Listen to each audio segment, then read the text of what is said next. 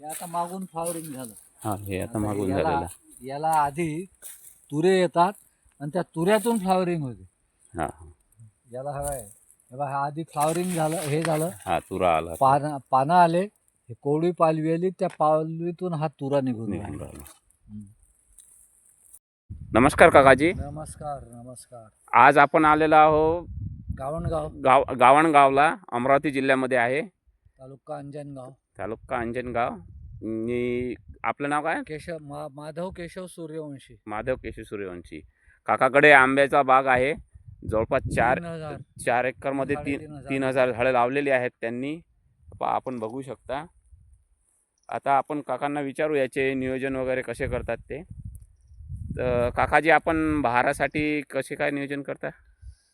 याला नोव्हेंबरच्या आधी आम्ही 05234चे फवारे मारतो 2. नंतर दीड ते 2 महिन्यानंतर फ्लॉवरिंग सुरू होते. फ्लॉवरिंग सुरू झाल्यावर नंतर मग फ्लॉवरिंगचे फवारे जे असतात ते फवारे घेतो. जनरली सगळं आमचं सेंद्रियच आहे, केमिकलमध्ये काहीच नाही. आणि आमची बाग आता 6-7 वर्षाची झालेली आहे. उत्पादन सुरू झालेलं आहे. आणि आमच्या बागेत ज्या मुख्यत्वे केशर आंबा आणि काही आम्रपाली आहे, काही सुवर्णरेखा आहे, काही राजापुरी आहेत, अशा प्रकारचे झाडं आहेत. आणि खत वगैरे आपण खत आम्ही जून महिन्यातच याला 2 टाली शेणखत देतो. शेणखतासोबत बाकीचे जे बुरशीनाशक वगैरे असते ते टाकून मुरवतो आणि पहिला पाऊस झाला की शेणखताची मात्रा देतो. आतापर्यंत 5 वर्ष आम्ही याला सतत शेणखत देणं चालू आहे. आता झाडं डेव्हलप झालेले आहेत, मुळ्या खोल गेलेल्या आहेत. त्या शेणखताचा फारसा उपयोग होईल किंवा नाही हे सांगता येत नाही. पण तरी आता झाडं डेव्हलप झालेले आहेत.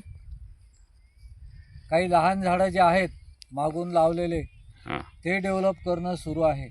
साधारण आपल्याला उत्पन्नाची आशा वगैरे किती आहे? जसं किती उत्पन्न होईल असं आपल्याला वाटतं या बॅगेतून? आता 5 ते 6 लाख यायला पाहिजे, कारण जवळपास यावर्षी 7-8-10 टनपर्यंत माल निघेल असा अंदाज आहे. आणि आम्ही जर समजा व्यापाऱ्यानं पुरेसा भाव दिला नाही तर आम्ही स्वतः विकू. आणि पूर्ण ऑर्गॅनिक आहे आमचं, आम्ही कोणतंच केमिकल वापरत नाही. त्याच्यामुळं हा आंबा केमिकलचा नसल्यामुळं याला मागणी चांगली राहते. आणि आपण स्वतःच मार्केटिंग करून आपल्या पूर्ण हे होलसेल भावामध्ये जे घेतील त्यांना होलसेल रेटनं देऊ, चिल्लर विक्रीवाल्याला चिल्लर दरानं देऊ. धन्यवाद काकाजी. धन्यवाद, आभारी.